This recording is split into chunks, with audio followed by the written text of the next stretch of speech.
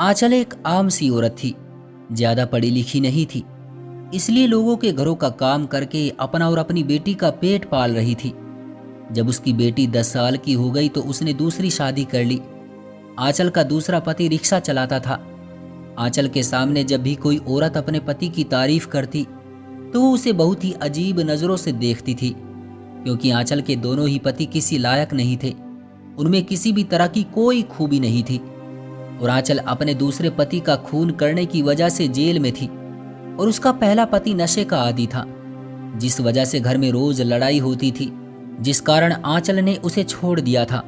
और दूसरी शादी के बाद भी आंचल को वो सुख नहीं मिल सका जो उसे मिलना चाहिए था, जो उसका अधिकार था। जिससे आंचल ने दूसरी शादी की थी वो उम्र में उससे छोटा था। उसका नाम रमेश था। रमेश की उम्र 27 साल थी और वो आंचल के पीछे पड़ा रहता था कि वो उससे शादी कर ले। शुरू में तो आंचल उसे मना करती रही, मगर वो भी आखिर कब तक मना करती, क्योंकि उसको भी सहारे की जरूरत थी। और आखिर वो मान गई। आंचल की पहली शादी उसके पति के नशे की लत आंचल को मारने पीटने की वजह से ज्यादा न चल सकी और वो अब अपनी बेटी के साथ बाकी की जिंदगी चैन और सुकून के साथ बिताना चाहती थी। लेकिन रमेश के बार बार बोलने और पीछे पड़े रहने की वजह से आंचल और उसकी बेटी की सारी जिम्मेदारी उठाने के कारण उसने रमेश से शादी की थी। शादी का 1 साल तो बहुत ही हंसी खुशी और सुकून से बीता। आंचल की बेटी भी बहुत खुश थी, क्योंकि उसने बाप का प्यार देखा ही नहीं था। लेकिन शादी के लगभग 1 साल बाद ही उसके पति रमेश ने इनकम में कमी की शिकायत करना शुरू कर दिया और उसने आंचल से बोला कि वो भी घर का खर्च उठाने में उसकी मदद करे, वो भी काम पर जाया करे जैसे वो शादी से पहले जाती थी। आखिरकार आंचल ने भी काम पर जाना शुरू कर दिया। आंचल ने अपने पुराने घरों को फिर से ढूंढना शुरू कर दिया, जिन घरों में वो कभी पहले काम किया करती थी, ताकि उसको विश्वसनीय और भरोसेमंद लोग मिल जाएं। और कुछ ही दिनों में उसे कई घरों में काम मिल गया। अब वे और उसका पति सुबह 10 बजे नाश्ता करके काम पर निकल जाते थे और फिर शाम को ही लौटते थे। आंचल कोशिश करती कि वो रमेश के आने से पहले काम पर से घर लौट आए, क्योंकि उसकी बेटी घर पर अकेली रहती थी।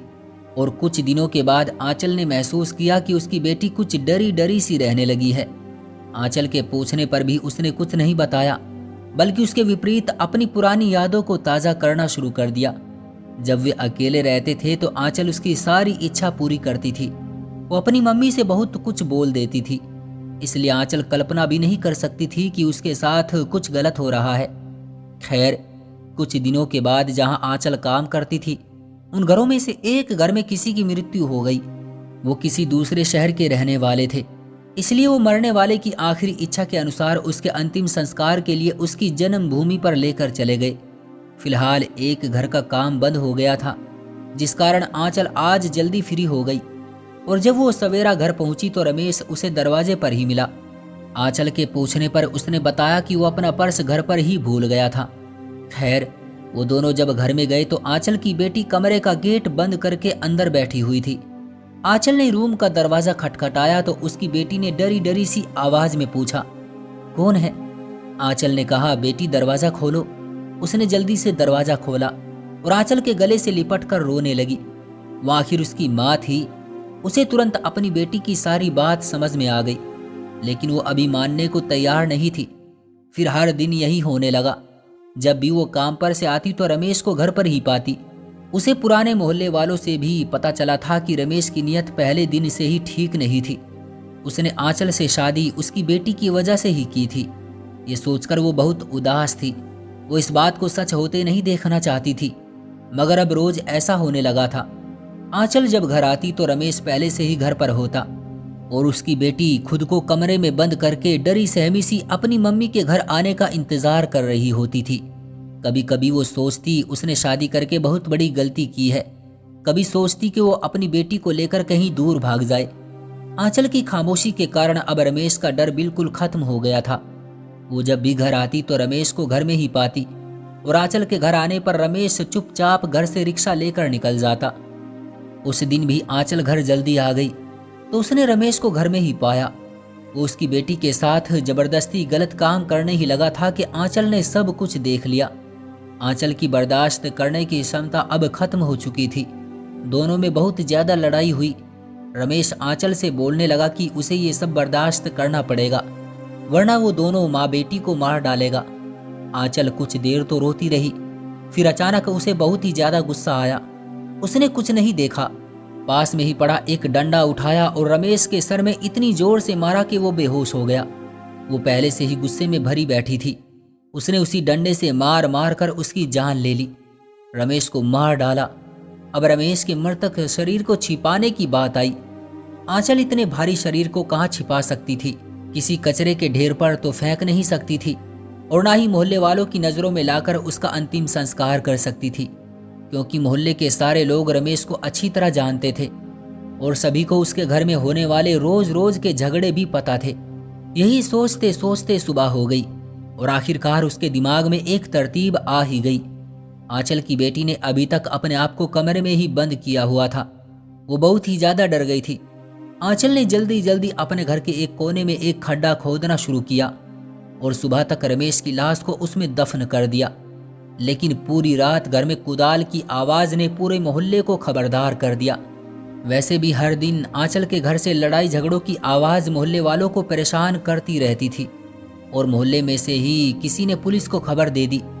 कुछ ही देर बाद पुलिस आ गई और मौकाए वारदात से सबूत और आंचल को गिरफ्तार कर अपने साथ ले गई। आंचल के पास से एक कुदाल, डंडा और रमेश की लाश बरामद हुई।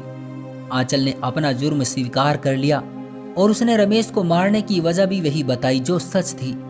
आंचल का जुर्म ये था कि उसने मुजरिम को खुद अपने हाथों से मारा था, जो कि बहुत बड़ा जुर्म है। हालांकि आंचल इस जुर्म की सजा को गंभीरता से जानती थी, लेकिन फिर भी उसने गुस्से में खुद को इस आग में जला दिया। उसकी बेटी जो बिल्कुल अकेली हो गई थी, जिसको आंचल के कहने पर एक हॉस्टल में छोड़ दिया गया। दोस्तों, हमें एक बात का हमेशा ध्यान रखना चाहिए कि अगर हमारी या किसी की भी साथ कुछ गलत होता है तो हमारे देश में कानून है, कोर्ट है, जो मुजरिम को कड़ी से कड़ी सजा देता है। हमें खुद आंचल की तरह फैसला ना करके मुजरिम को पुलिस के हवाले करना चाहिए और उसे कड़ी से कड़ी सजा दिलानी चाहिए। सजा देने का काम कोर्ट और पुलिस का है और ये प्रावधान ठीक भी है। इससे आप और आपकी फैमिली दोनों सेफ रहेंगी। माना कि आंचल के साथ गलत हुआ, मगर उसने भी गुस्से में आकर गलत ही किया और अपनी बेटी को हमेशा के लिए खो बैठी। इसलिए हमेशा सोच समझकर फैसला करना चाहिए। तो दोस्तों, ये थी हमारी आज की कहानी। उम्मीद करते हैं कि आपको पसंद आई होगी। आपका क्या कहना है इस कहानी के बारे में? कमेंट करके हमें जरूर बताएं। वीडियो को लाइक करके चैनल को सब्सक्राइब कर लीजिए, साथ में घंटी को दबाकर ऑल पर सेट कर लीजिए ताकि आने वाली वीडियो आपको तुरंत मिले। मुझे दीजिए अगली वीडियो तक इजाजत। तब तक के लिए धन्यवाद।